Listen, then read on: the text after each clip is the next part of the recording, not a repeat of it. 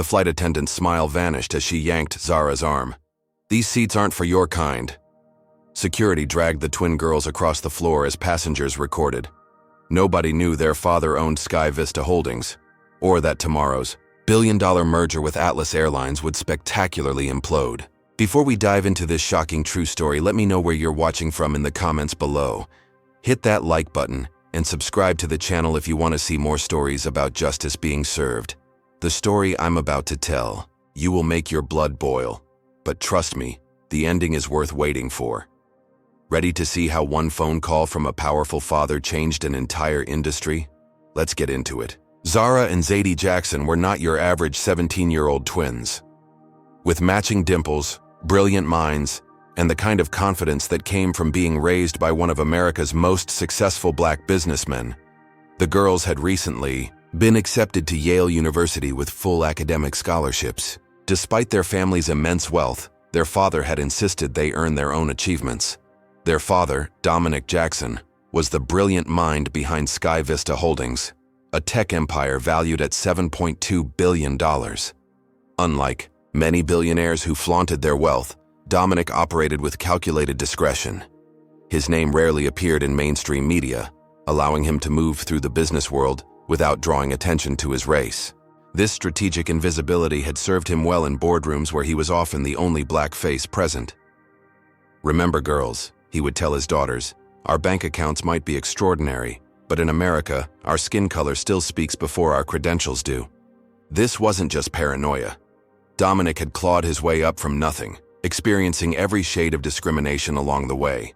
Born in Detroit to working-class parents, he had won a scholarship to MIT, where his roommate once suggested he must have been admitted through special considerations.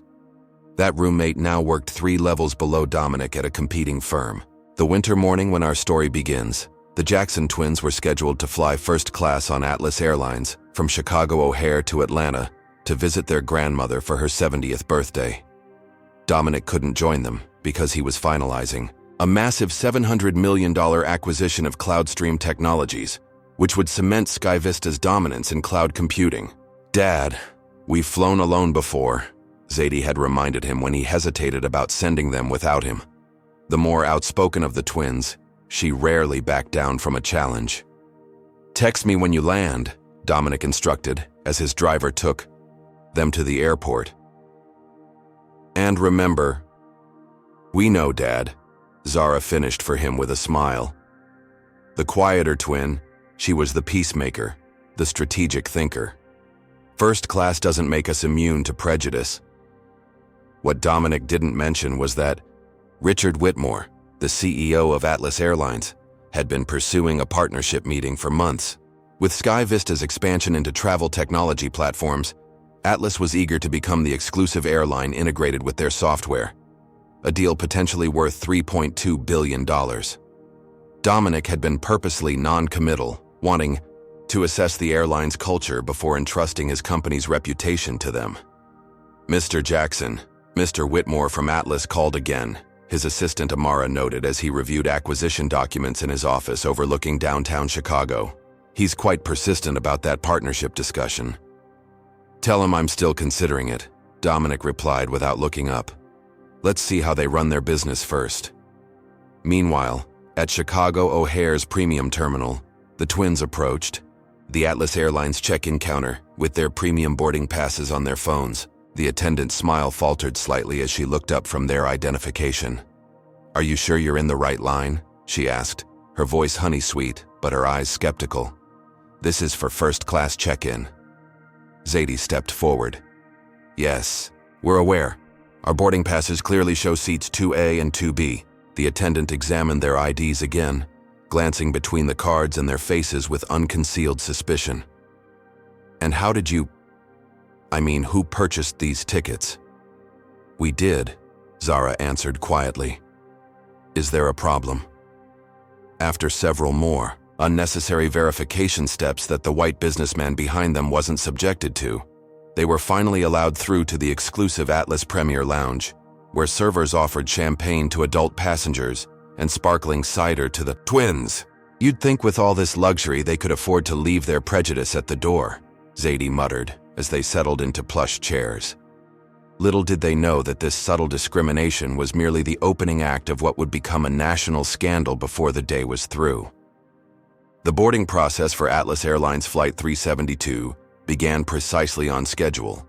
Premium and first-class passengers were called first, and the Jackson twins gathered their designer carry-ons and made their way to the jet bridge.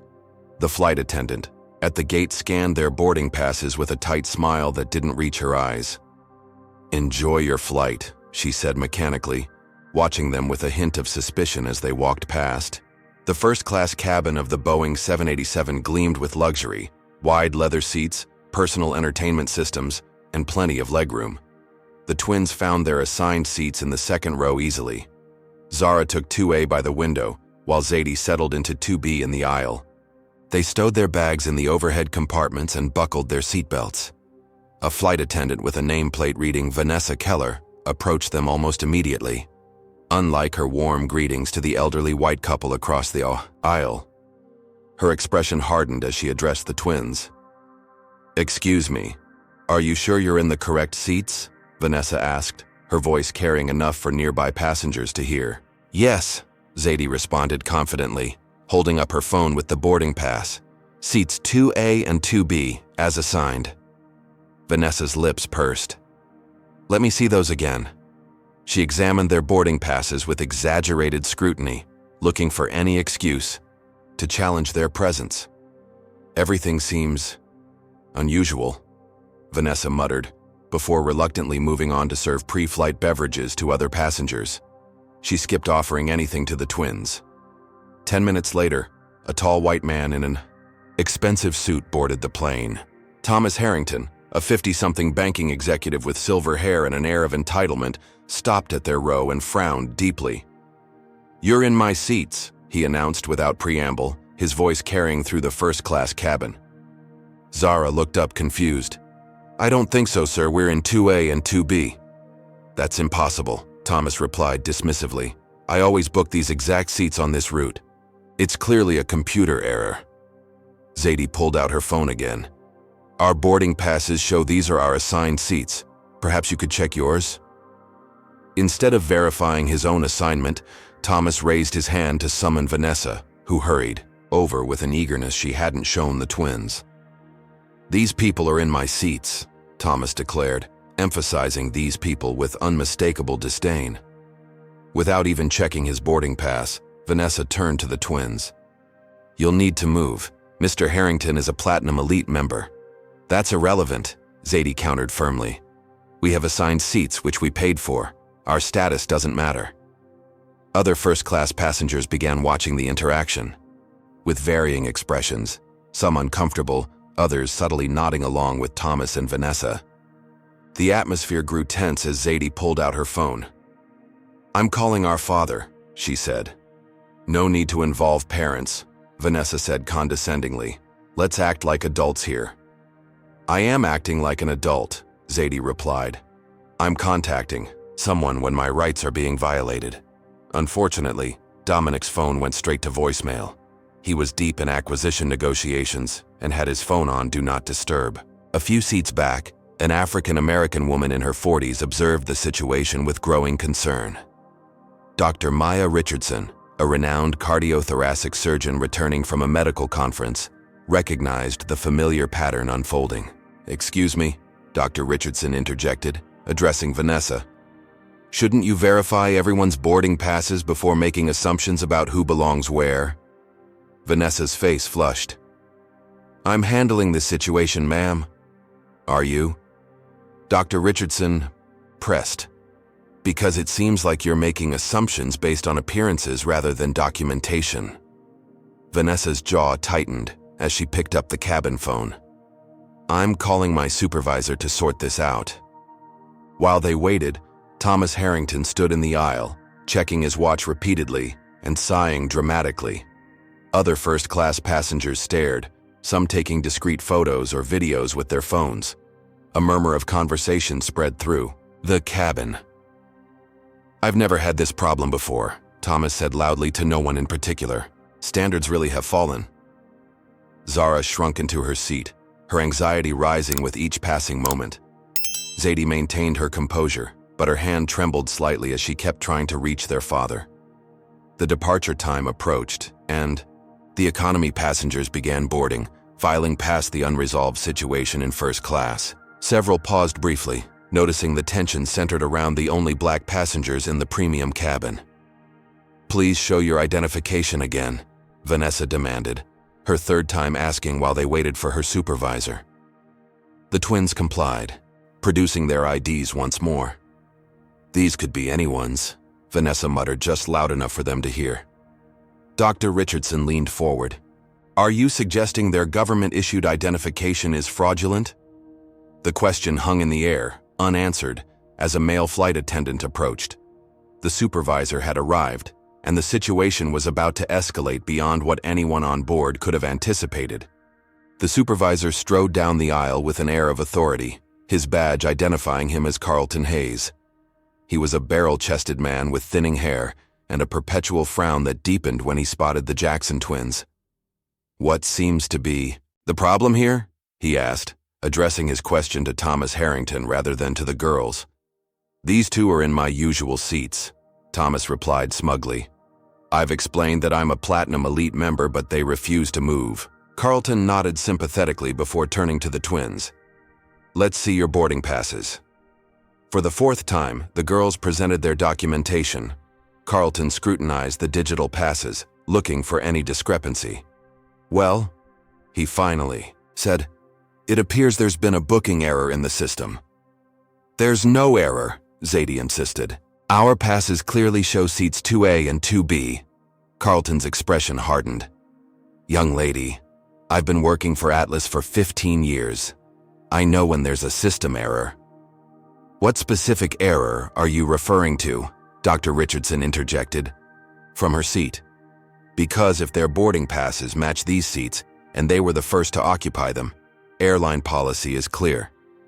Have you ever witnessed discrimination happening right before your eyes? Comment number 1 if you believe the airline staff were clearly showing racial bias, or number 2 if you think this was just a misunderstanding. Don't forget to hit that like button if you're as outraged as I am at what happened next. Can you imagine how these girls felt with everyone staring at them? Let's continue with what happened next." Carlton shot Dr. Richardson an irritated glance. "Ma'am, please stay out of this. I'm handling the situation."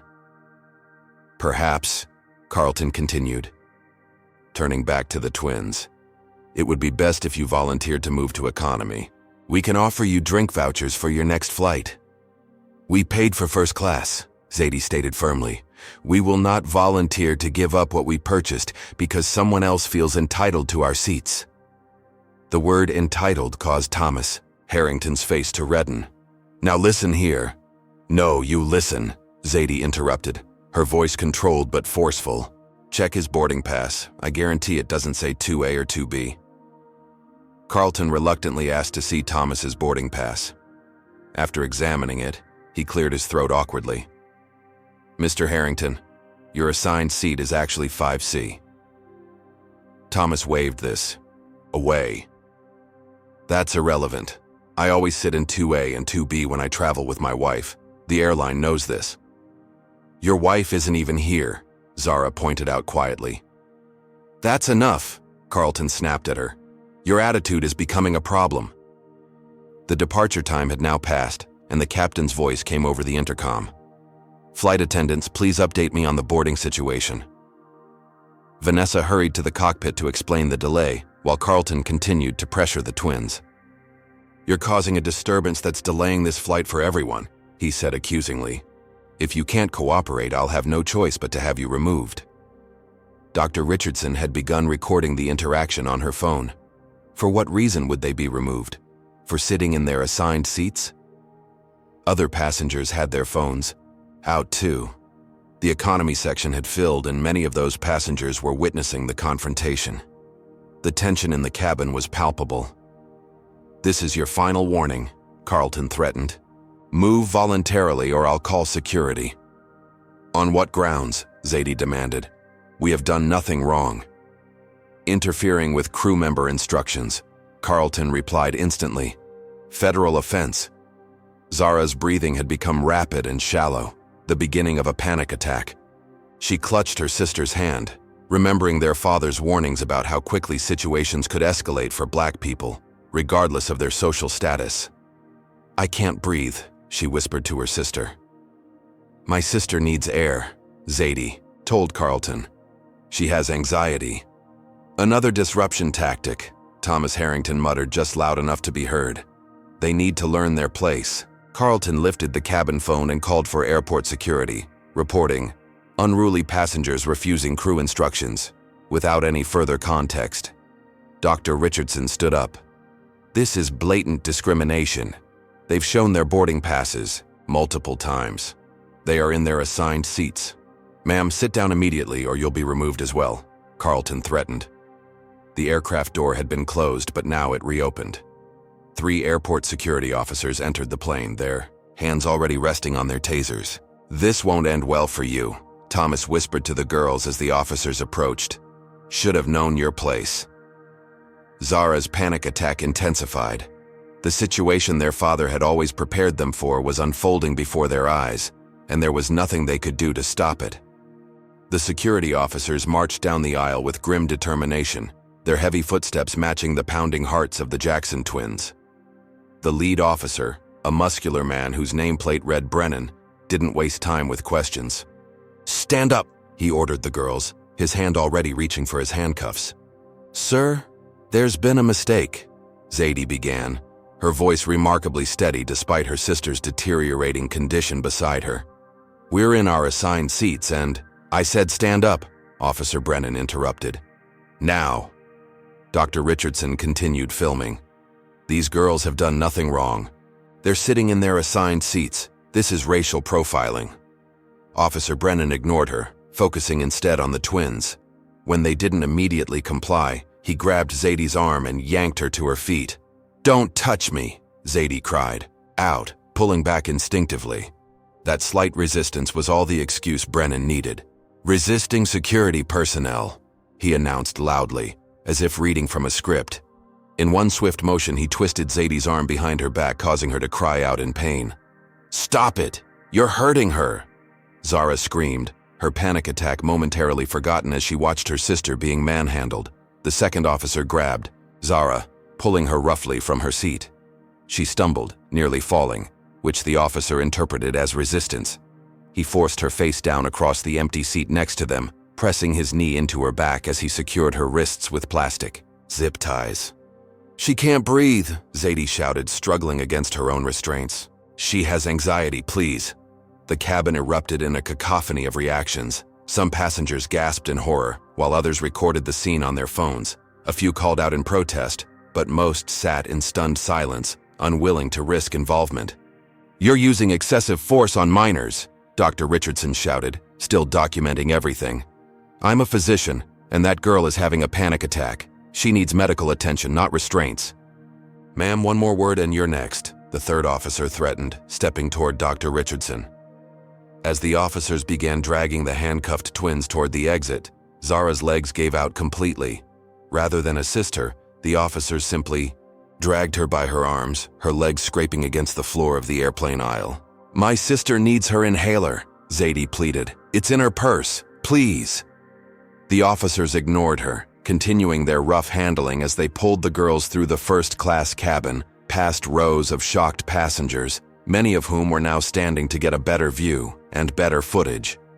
Thomas Harrington sat back in his newly acquired seat 2A with a satisfied smirk, taking a sip of the champagne Vanessa had promptly served him once the twins were in custody. "Some people need to learn how the world works," he remarked to the passenger next to him, loud enough for others to hear. As the officers dragged the twins through the economy section, the reality of what was happening became even clearer. Dozens of phones recorded their humiliation. Some passengers called out words of support, while others whispered among themselves. The few Black passengers on the flight watched with expressions of grim recognition. They had seen this story before, lived versions of it themselves. One elderly Black woman crossed herself and whispered a prayer as the girls passed her row. In the terminal, the spectacle continued.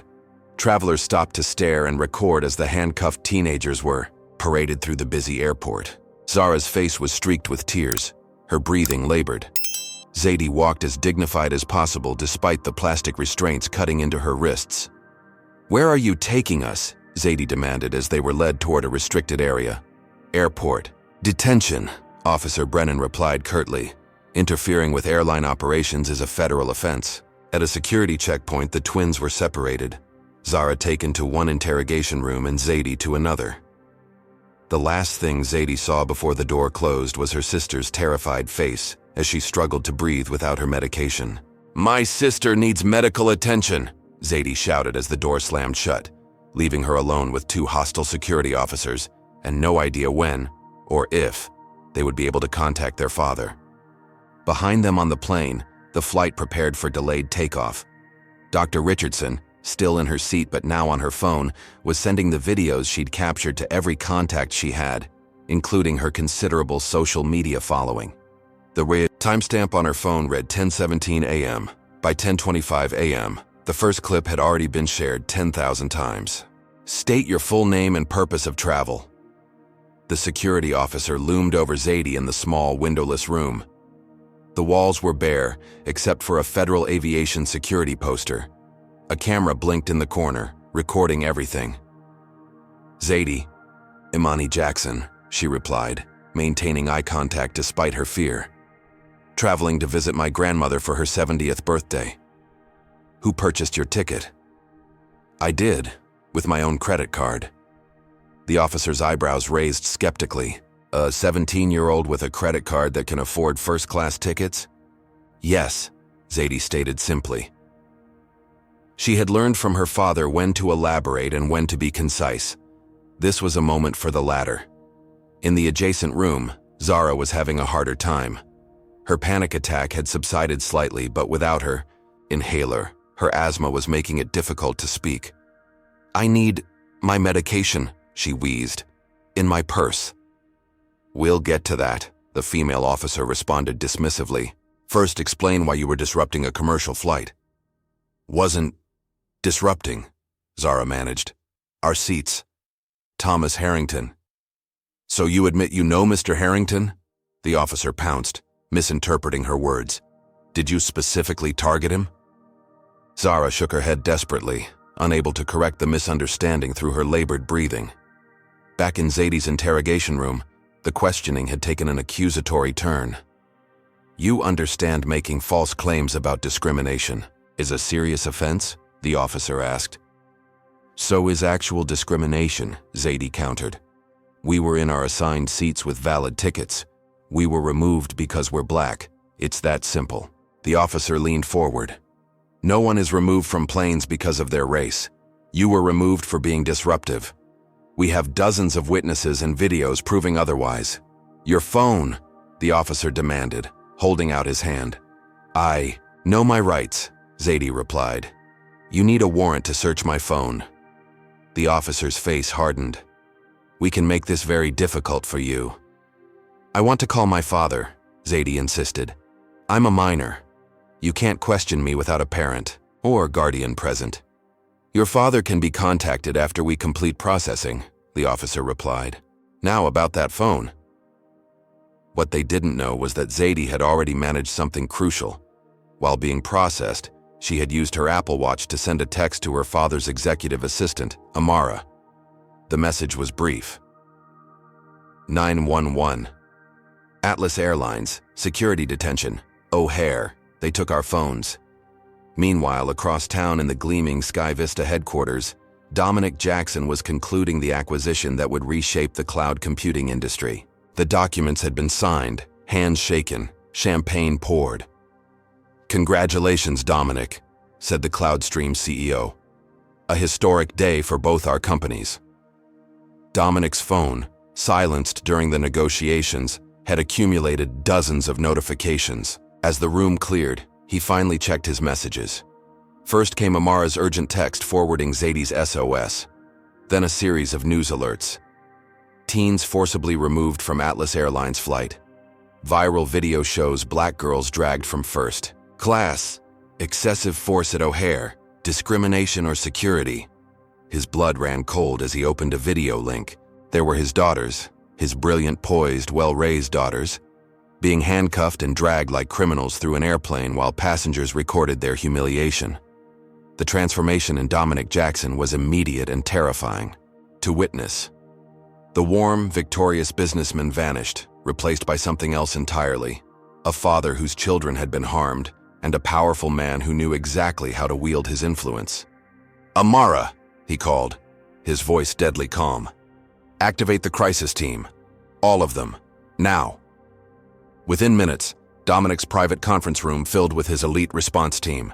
Victoria Chen, his chief legal counsel, James Washington, head of corporate security and a former FBI agent, Sophia Diaz, his public relations director, and Michael Reed, his chief of staff. "My daughters have been detained at O'Hare after being forcibly removed from an Atlas Airlines flight," Dominic explained, playing the video on the room's large screen. "They were in their assigned first-class seats. This was racial profiling, plain and simple."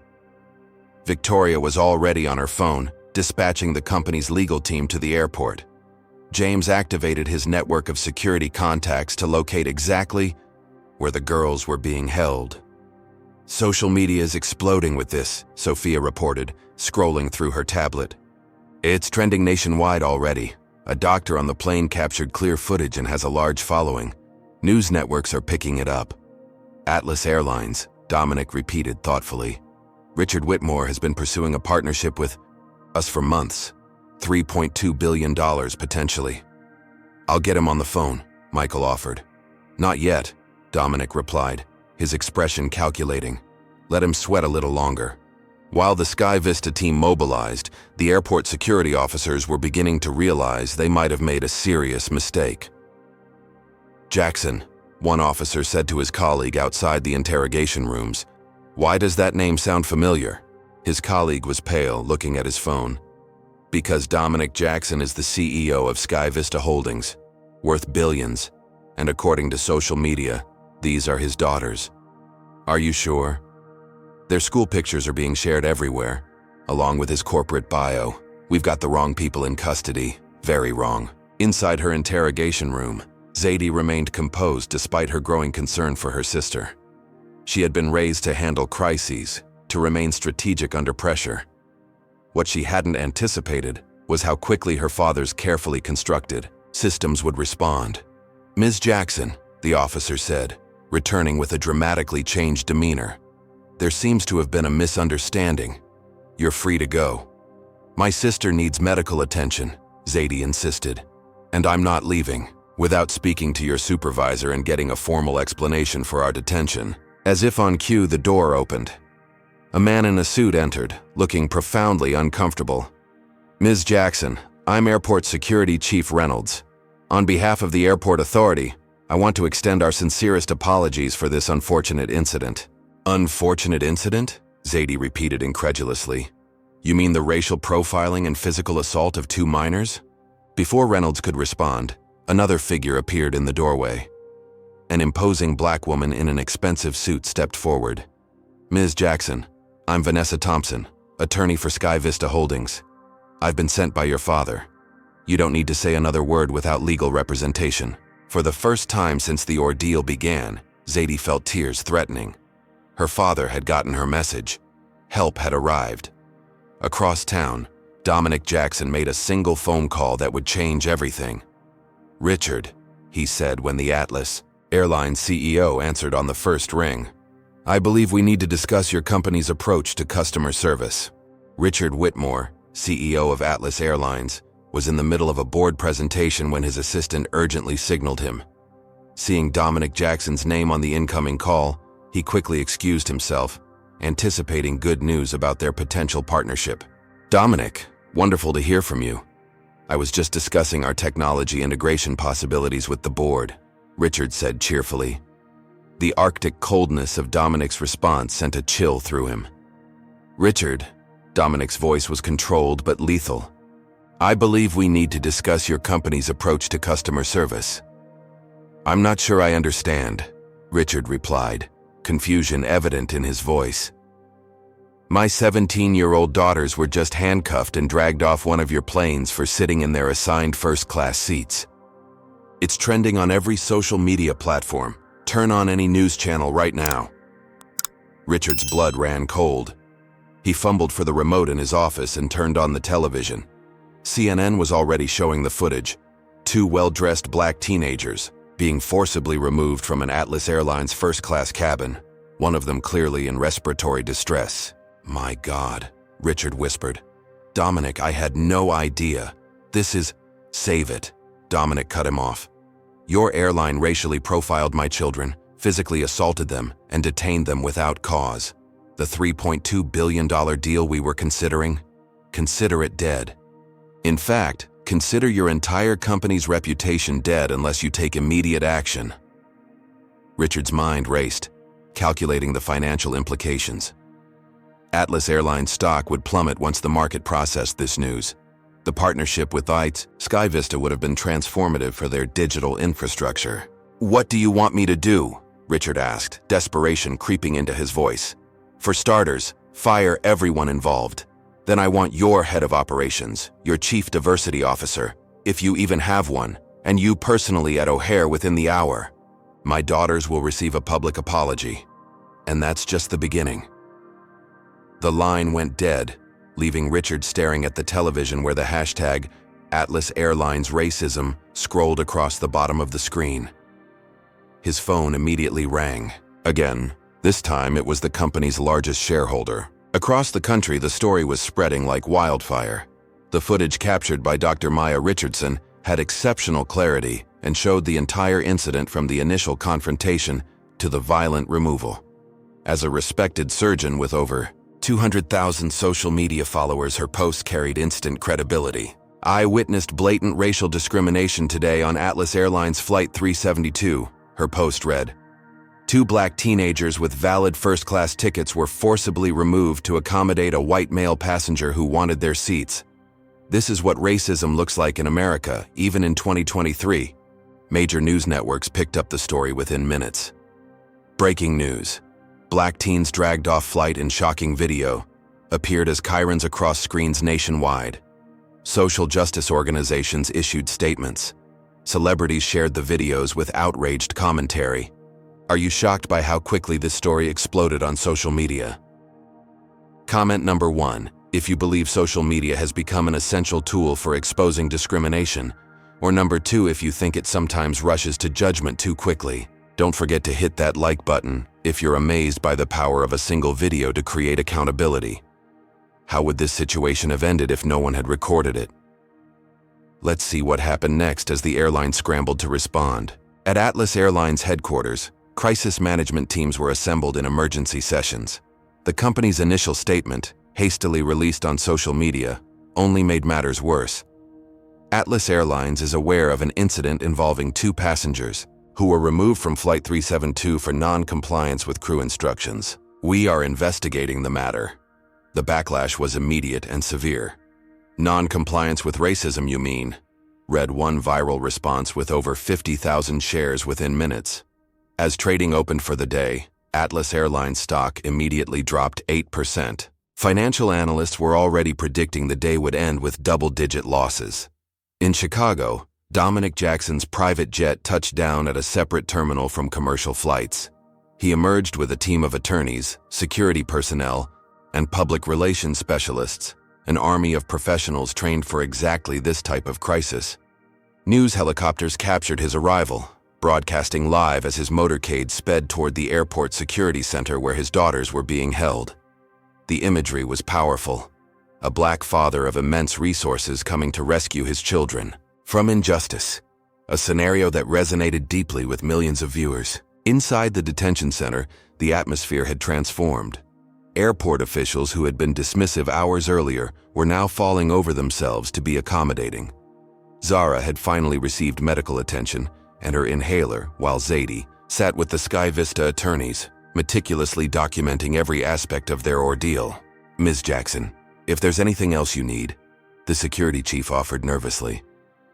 "I need you to explain why officers under your command used excessive force on minors who had committed no crime," Zadie replied coolly.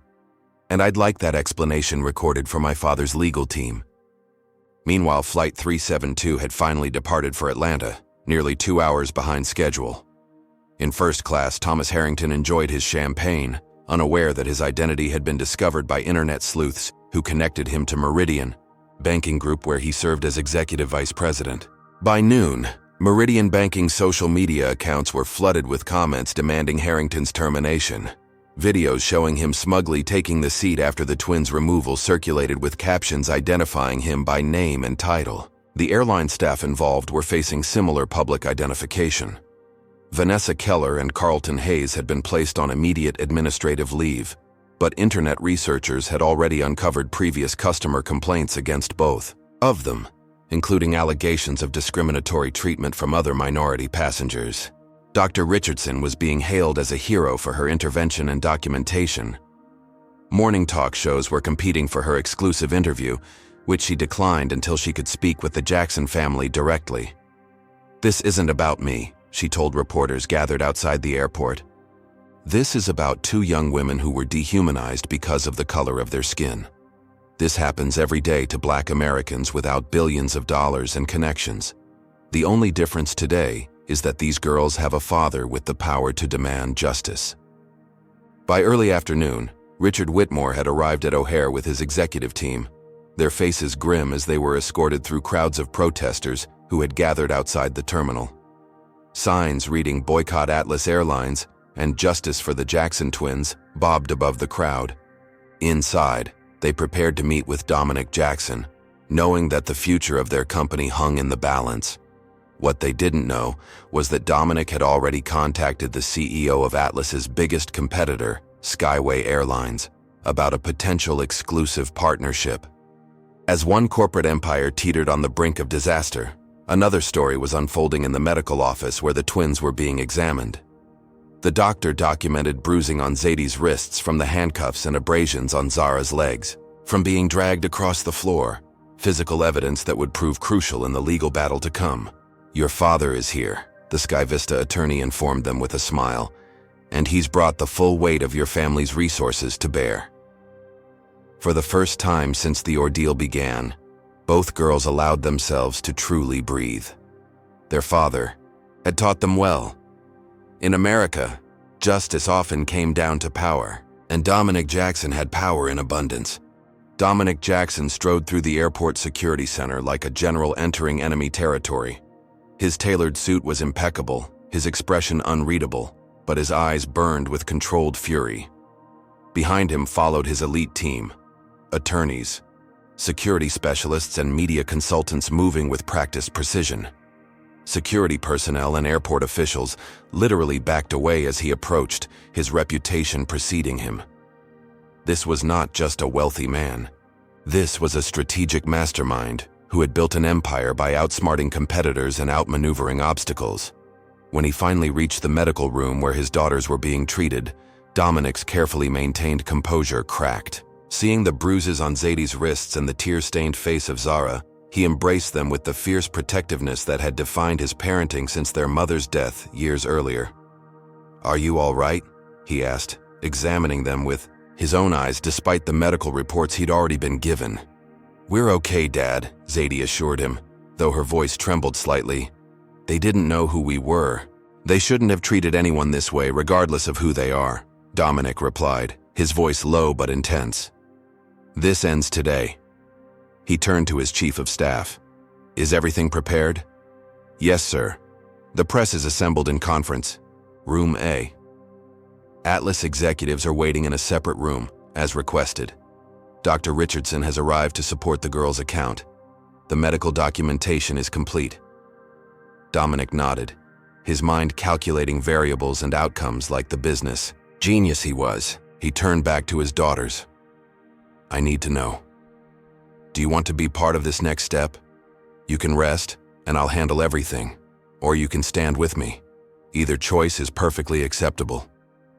The twins exchanged a glance. That silent communication that had connected them since birth.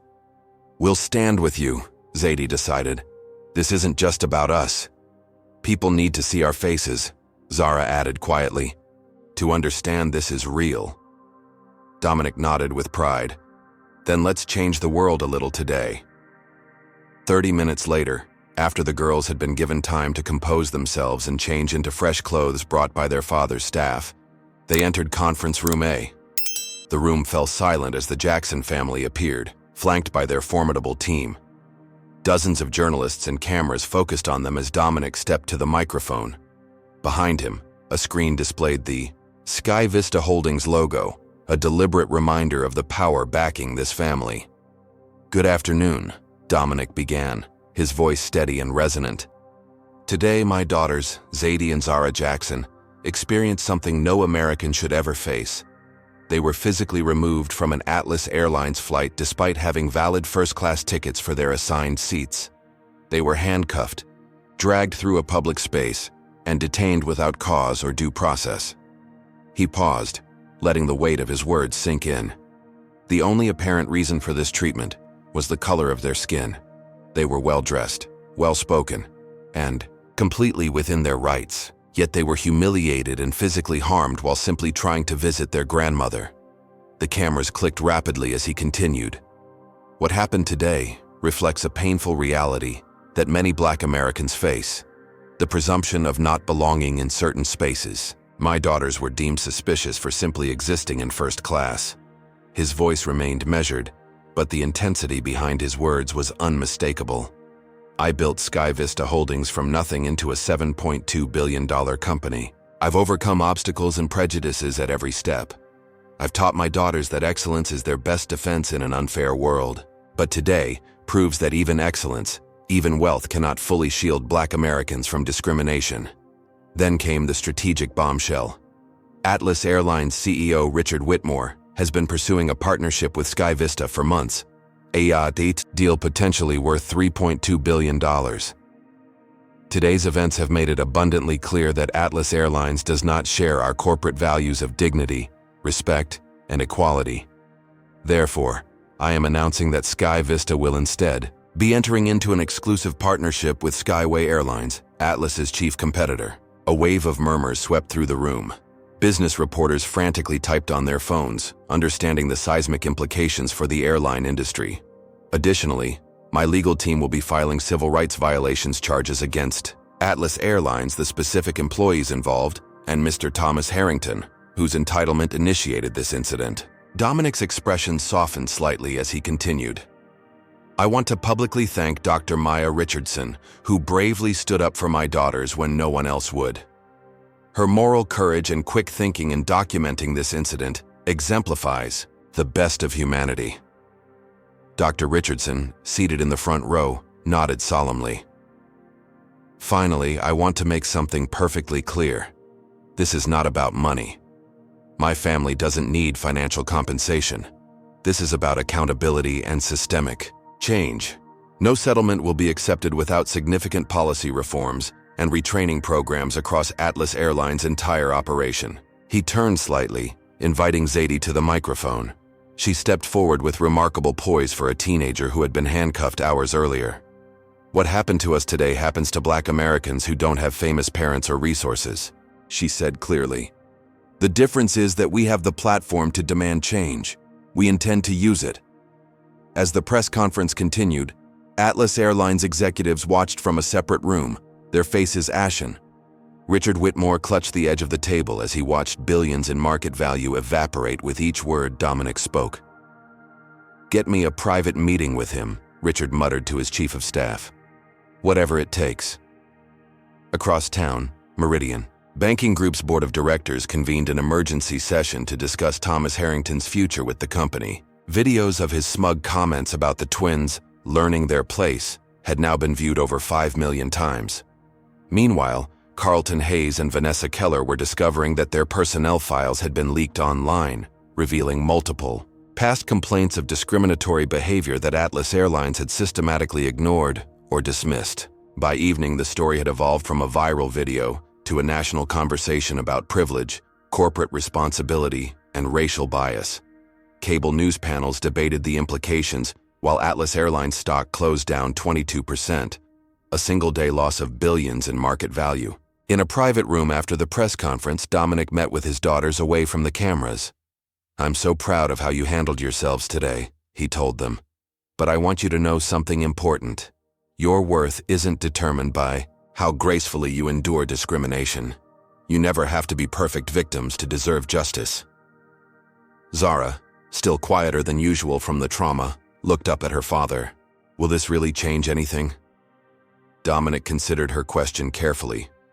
Systems don't change overnight, but when you hit them hard enough financially, you get their attention. And once you have their attention, real change becomes possible. As night fell, Richard Whitmore's desperate request for a private meeting finally reached Dominic. After consulting with his daughters, he agreed to meet the Atlas CEO the following morning. "Remember what I taught you about negotiation," Dominic told the twins as they finally headed to their hotel. "The person who needs the deal most has already lost." And Richard Whitmore, watching his company's value plummet while competitors circled like sharks, needed this deal very badly indeed. The conference room at the Four Seasons Hotel Chicago crackled with tension. On one side sat Dominic Jackson and his daughters, flanked by their legal team. Across the polished mahogany table, Richard Whitmore and his Atlas Airlines executives shifted uncomfortably in their chairs. The contrast between the two sides was striking. Dominic's team projected calm confidence, while the Atlas representatives radiated anxiety. The airline stock had fallen another 8% in pre-market trading, and major clients were already announcing they would reconsider their corporate contracts. "Thank you for agreeing to this meeting," Richard began, his voice straining, for its usual authoritative tone but falling short. "We want to express our deepest apologies for the inexcusable treatment your daughters experienced." Dominic remained silent, simply watching Richard squirm. He had learned long ago that uncomfortable silences often revealed more than prepared statements. "We're prepared to offer a significant settlement," Richard continued, sliding a folder across the table, "along with a public apology and assurances that the employees involved have been terminated." Dominic didn't even glance at the folder. "Richard, if you think this is about money, you've fundamentally misunderstood the situation." "Then tell us what you want," Richard pleaded. "Atlas Airlines cannot afford this public relations disaster." "That's precisely the problem," Dominic replied evenly. "You're viewing this as a PR issue rather than a human rights violation. My daughters were physically assaulted for being black in first class." At this, Zadie straightened in her chair. "We would like Mr. Hayes and Ms. Keller to join this meeting." Richard blinked in surprise. "The flight attendants? But they've been terminated." "Yet they haven't faced the people they harmed," Zadie responded. "We want to look them in the eyes." Richard exchanged glances with his team before reluctantly making a call. 20 minutes later, a visibly nervous Carlton, Hayes and Vanessa Keller were escorted into the room. Neither could meet the twins' gaze. "Do you know why you're here?" Zara asked quietly, the first words she had spoken directly to them. "To apologize," Vanessa mumbled, staring at the table. "Look at me when you speak," Zara demanded, her voice stronger than anyone in the room had heard since the incident. Vanessa raised her eyes reluctantly. "I want you to understand what you did to me," Zara continued. "I've had clinical anxiety since I was 12. When you decided we didn't belong in first class because of our skin color, you triggered a panic attack that could have become life-threatening when you denied me access to my medication." Carlton shifted uncomfortably but remained silent. "And you," Zadie addressed him directly. "You called security on 2 teenagers without checking our boarding passes properly. You allowed a white man to claim our seats without verifying his ticket. You escalated a non-situation into a violent confrontation." "We were following protocol for unruly passengers," Carlton attempted to defend himself. "Were you following protocol when you ignored 3 previous discrimination complaints against you?" Dominic interjected, sliding printed copies of Carlton's personnel file across the table. "Atlas Airlines received formal complaints in 2019, 2021, and 2022 from minority passengers who experienced similar treatment from you." Richard Whitmore paled visibly. "Where did you get those files?" "The question isn't how I got them," Dominic replied coldly. "The question is why your company buried them instead of addressing a clear pattern of discriminatory behavior." At this moment, the door opened again, and Dr. Maya Richardson entered the room. The Atlas executives looked confused by her arrival, but Dominic had specifically requested her presence. Dr. Richardson witnessed everything, Zadie explained. Unlike most bystanders, she had the courage to intervene and document the truth. What I saw wasn't an isolated incident or a misunderstanding, Dr. Richardson stated firmly. It was textbook racial profiling followed by excessive force. As a black woman who flies first class frequently, I've experienced similar treatment, just never this extreme. Richard Whitmore seemed to shrink with each word. What would you have us do? We've fired the employees. We're offering compensation. Show us the unedited security footage, Dominic demanded unexpectedly. What footage? Richard asked. Don't insult my intelligence, Dominic replied. Every inch of that aircraft is under video surveillance. I want the board members to see exactly what happened without your PR team's filter. After a tense standoff, Richard made another call. Minutes later, a laptop was brought in, and the security footage began to play on the room's large screen. The unedited video was even more damning than the passenger recordings. It clearly showed Thomas Harrington arriving late, claiming seats that weren't his, and the staff automatically siding with him despite the twins' correct documentation. Most disturbingly, it captured Carlton Hayes saying to Vanessa Keller in a quiet moment, "First class has really gone downhill letting anyone in these days." By the time the footage showed the security officers dragging Zara across the floor, while she struggled to breathe, several Atlas board members looked physically ill. This isn't an isolated incident, Dominic stated into the heavy silence that followed. This is the result of a corporate culture that views black passengers as inherently suspicious and less valuable than white ones. He opened his laptop and revealed a spreadsheet. My team has identified 27 similar incidents involving Atlas Airlines in the past 5 years. 17 were settled quietly with non-disclosure agreements. 10 were dismissed entirely. Richard's face had lost all color. What do you want from us?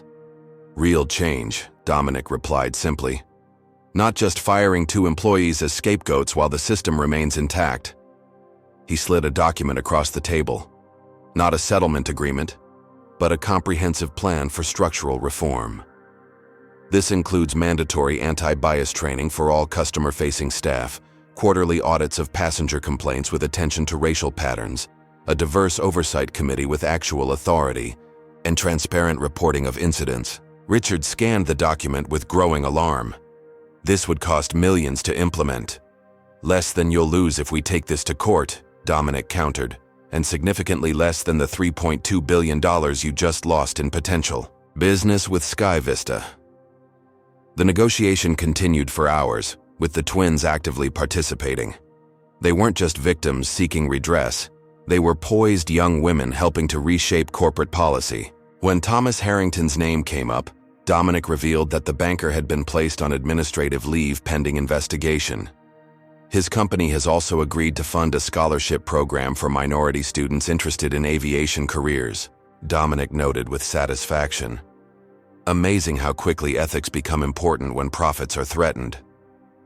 By late afternoon, an agreement had been reached, not just a settlement, but a roadmap for institutional change. Atlas Airlines would implement all of Dominic's recommended reforms, create a 7-figure foundation for addressing transportation inequality, and issue a public admission of wrongdoing rather than a vague apology. As the meeting concluded, Zadie addressed the room one final time. Today, we had the power to demand change because of our father's position. Most victims of discrimination don't have that advantage. Your reforms need to work for them, not just for people like us who can make headlines. The twins left the meeting with their heads held high, having transformed their trauma into a force for systemic change.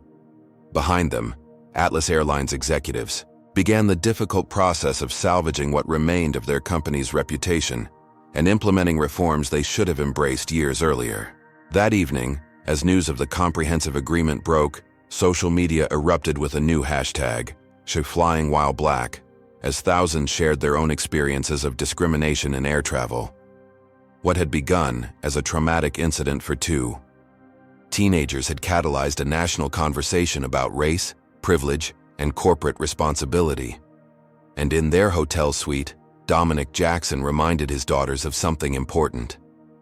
Your dignity was never determined by those who tried to take it from you. Your power was always yours. They just helped you discover how to use it. 6 months later, Zara and Zadie Jackson walked through O'Hare International Airport wearing Yale University sweatshirts. They were headed home to Chicago for spring break, their first semester of college behind them. The difference in their experience was immediately apparent. "Ms. Jackson, welcome back," the Atlas Airlines check-in agent greeted them warmly. "Your first-class seats are confirmed. Would you like to pre-board?" The twins exchanged knowing glances.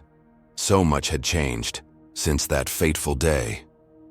In the half-year since the incident, Atlas Airlines had undergone a remarkable transformation.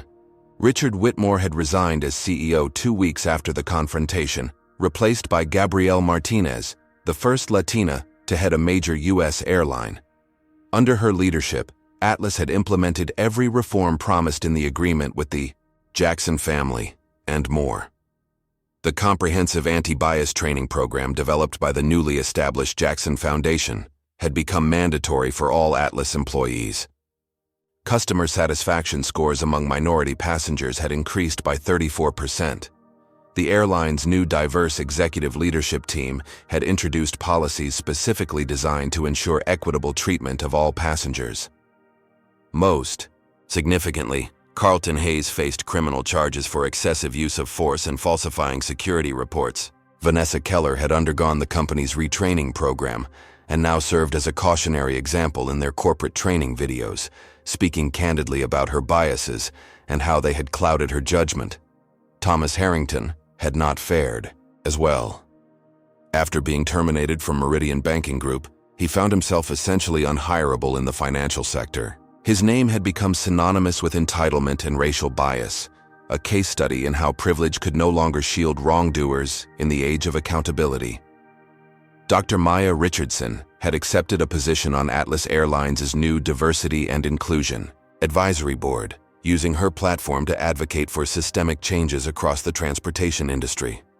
Her courage in standing up for the Jackson twins had earned her national recognition and speaking engagements about bystander intervention. The twins themselves had channeled their experience into activism. At Yale, they established the Transportation Equality Initiative, connecting students with legal resources to fight discrimination in public transportation and air travel. Their story had been featured in major publications, and they had appeared on national television to discuss their experience and the changes it had sparked. "First-class passengers may now board," announced the gate agent. As the twins walked down the jet bridge, Zadie squeezed her sister's hand. "Remember the last time we did this?" Zara nodded. "How could I forget?" The difference on board was striking. The flight crew, notably more diverse than 6 months earlier, greeted them with genuine warmth. The first-class cabin itself had been redesigned with input from the Jackson Foundation, featuring subtle nods to inclusivity in its artwork and magazine selections. What few passengers realized was that Dominic Jackson now owned 30% of Atlas Airlines stock, making him the company's largest shareholder. Rather than destroying the airline that had wronged his daughters, he had chosen to transform it from within, a more lasting and impactful approach to change. "Your father's strategic brilliance never ceases to amaze me," commented Helena Washington, the twins' grandmother, when they arrived in Chicago and shared updates on the airline's transformation. "He turned your pain into progress for thousands." Dominic had indeed been methodical in his approach. The settlement money, which the family had initially refused but eventually accepted on the condition it would fund educational initiatives, had established scholarships for minority students pursuing careers in aviation and transportation policy. The impact extended far beyond Atlas Airlines. Other carriers, seeing the financial and reputational consequences of allowing discriminatory practices to continue, had proactively revised their training programs and accountability measures.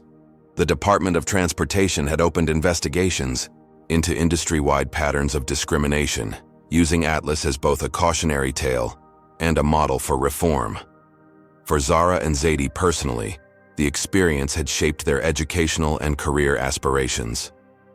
Zadie had decided to pursue corporate law with a focus on civil rights, while Zara found herself drawn to psychology and organizational behavior, understanding how institutional biases form and how they can be dismantled.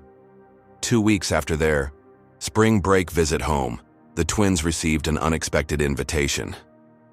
Atlas Airlines was unveiling a new training center named after Dr. Maya Richardson, dedicated to equitable customer service practices. They were asked to be guest speakers at the opening ceremony, standing before a room of airline executives, government officials, and media representatives. The Jackson twins shared their story one more time, not as victims, but as catalysts for change. "What happened to us was painful, but sadly not unique," Zadie told the audience. "The difference was that we had resources and a platform to demand accountability. The real measure of progress," Zara added, "isn't how people like us are treated now. It's how you treat passengers who don't have billionaire parents or viral videos to protect them." At the back of the room, Dominic Jackson watched his daughters with immense pride. They had transcended the trauma of discrimination and emerged as poised, powerful advocates for equality. The incident that could have left them fearful and bitter had instead fueled their determination to create lasting change.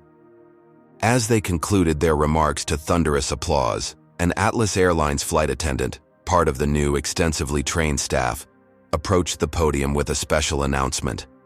"In honor of the Jackson family's contribution to transforming our corporate culture, Atlas Airlines is establishing an annual day of service dedicated to transportation equity in underserved communities." The symmetry was perfect. A journey that had begun with humiliation in first class had culminated in institutional transformation that would benefit countless travelers who would never make headlines or have powerful connections. Later that evening, as the twins prepared to return to Yale, they reflected on the journey of the past 6 months.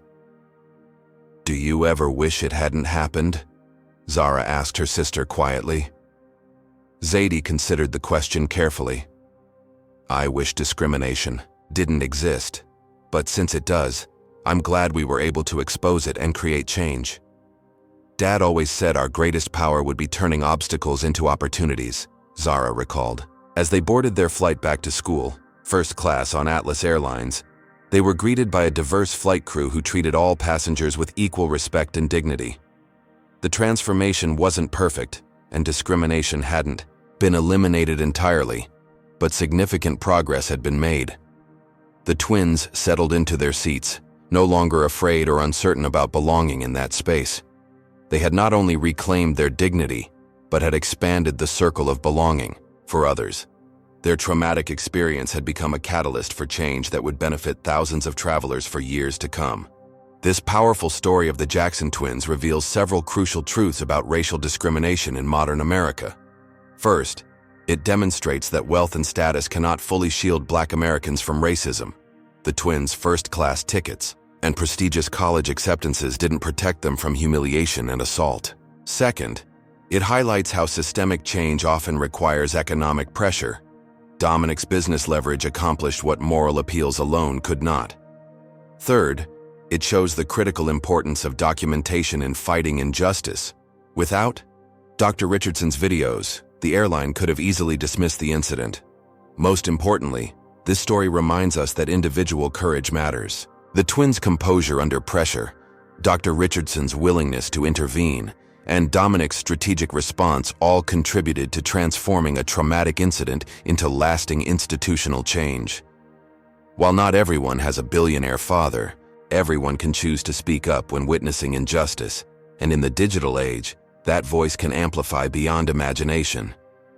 The final lesson is perhaps the most powerful. True justice isn't about punishment or revenge, but about creating systems that prevent future harm for everyone, especially those without power or privilege. What would you do if you witnessed discrimination like what happened to the Jackson twins? Would you speak up like Dr. Richardson did, or would you stay silent? Comment below with your thoughts and experiences. If this story moved you, please hit the like button and subscribe to hear more powerful true stories of justice and transformation. And don't forget to share this video with someone who needs to understand that one voice speaking up can create real change in this world. Thank you for watching, and remember, your power to make a difference is greater than you know.